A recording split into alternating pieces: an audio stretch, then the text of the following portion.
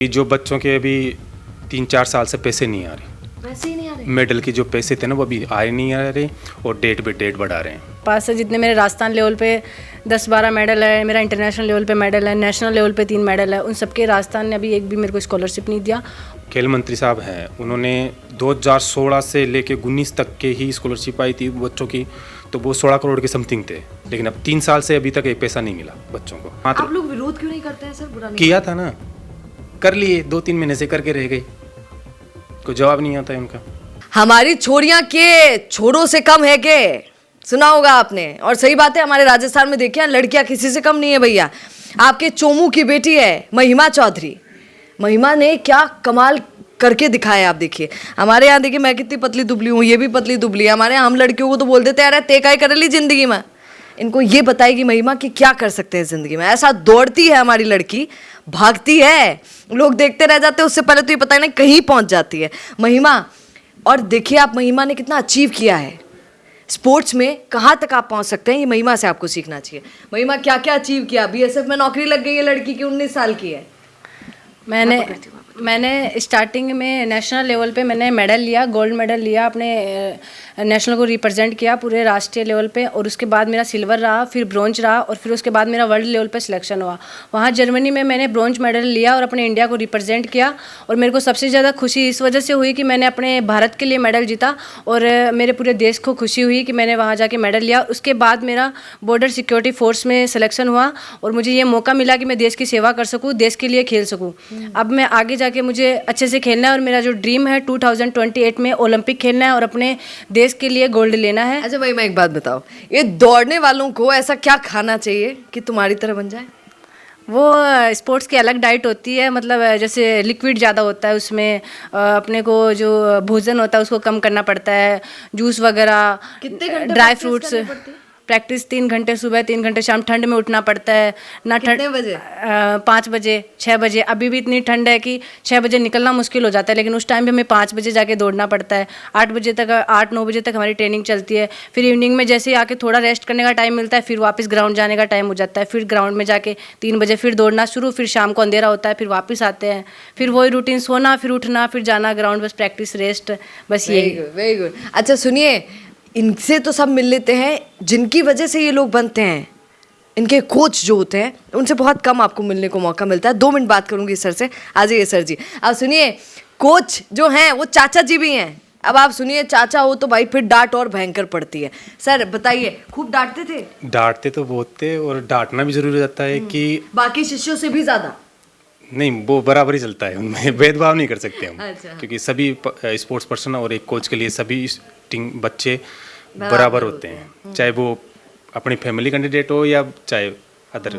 और डांट से ही, और जब तक हम डांटेंगे नहीं, जब तक बच्चा अचीव भी नहीं कर सकता। इसकी सफलता का कारण क्या है सर? सफलता यही है कि हार्ड वर्क, और दूसरा एक जिद होना अंदर, और ये जिद्दी है। और जिद जरूरी है स्पोर्ट्स में।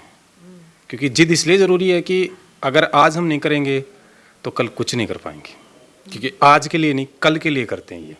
और जो इनकी हार्ड ट्रेनिंग होती है तो वो तो आप देख नहीं सकते उस चीज़ को, तो और महसूस भी कर सकते हो आप उस चीज़ को कि ये इतना खतरनाक होता है सर। हाँ। तो सुनिए, ये इनकी मम्मी तो आपकी भाभी हुई, तो भाभी को नहीं कहवा कह रहा सुन मारी छोरी ज्यादा परेशान मत कर, ऐसा नहीं होता? नहीं, ऐसा तो कई बार होता था, लेकिन ये नहीं है कि, लेकिन वो एक जिद भी ज़रूरी थी ना। तो वो अगर आप क्या बोलते थे भाभी जी को, ये बता दीजिए। कि अगर आज हम कुछ करना चाहेंगे या अपनी बच्ची को कुछ कराना चाहते हैं, तो उसके लिए तो झोंकना तो पड़ेगा, फिर चाहे भाभी जो चाहे कोई भी हो। गजब, ये देख लिया है आपने।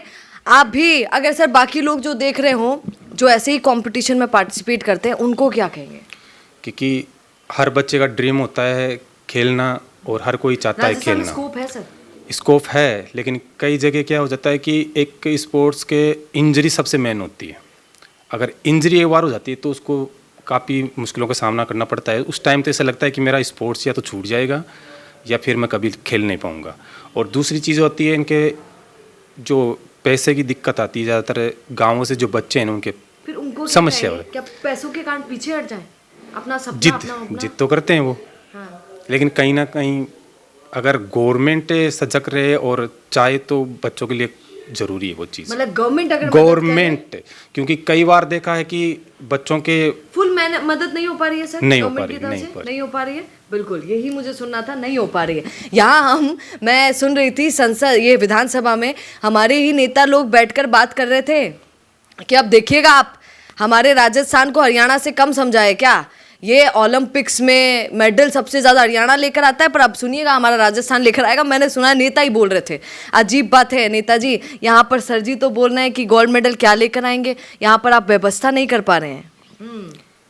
क्योंकि जो बच्चों के अभी 3-4 साल से पैसे नहीं आ रहे, वैसे ही नहीं आ रहे। मेडल के जो पैसे थे ना वो अभी आए नहीं आ रहे, और डेट पे डेट बढ़ा रहे हैं।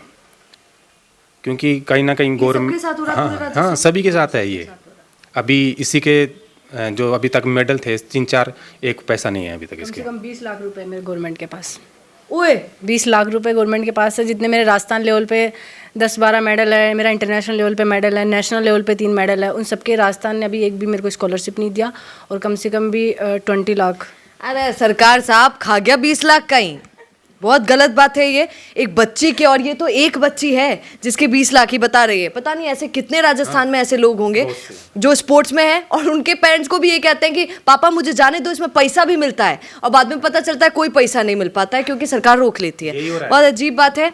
अभी जो अपने खेल मंत्री साहब हैं, उन्होंने 2016 से लेके 19 तक के ही स्कॉलरशिप आई थी बच्चों की, तो वो 16 करोड़ के समथिंग थे, तो उन्होंने दिए थे उस टाइम में। लेकिन अब 3 साल से अभी तक एक पैसा नहीं मिला बच्चों को। जो कईयों के तो कमियां निकाल देते हैं फॉर्म में, बच्चों को इतना पता नहीं होता है कि कैसे भरना है, कैसे खेल नहीं मंत्री भरना का है। नाम जानते हैं सर? राजवर्धन सिंह राठौर। ये तो कुछ बोलेंगे नहीं, मैं ही बोल देती हूँ। राज्यवर्धन जी, मंत्री साहब, सर आप गुरूर करते हैं, ताव देते हैं। मैंने देखा आपको, ये यहाँ पर देखिए आप किस तरीके से स्पोर्ट्स में खेल मंत्री हैं। आप ही के खेल के विभाग में क्या चल रहा है, जवाब सर को देना चाहिए। आप क्या कहेंगे? खैर, राजस्थान में लड़कियों को कम नहीं समझना चाहिए, और सुनिए पतले दुबले लोगों को तो बिल्कुल कम मत समझिएगा, बड़े तेज होते हैं।